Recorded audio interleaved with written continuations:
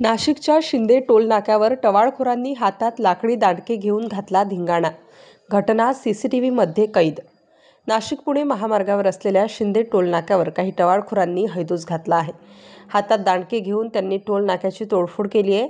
हा सगळा प्रकार सीसीटीव्हीमध्ये कैद झाला असून टोल नाक्यावरील कर्मचाऱ्यांमध्ये भीतीचे वातावरण पसरले आहे. नेमका हा हल्ला कशामुळे झाला याची माहिती समजलेली नाही.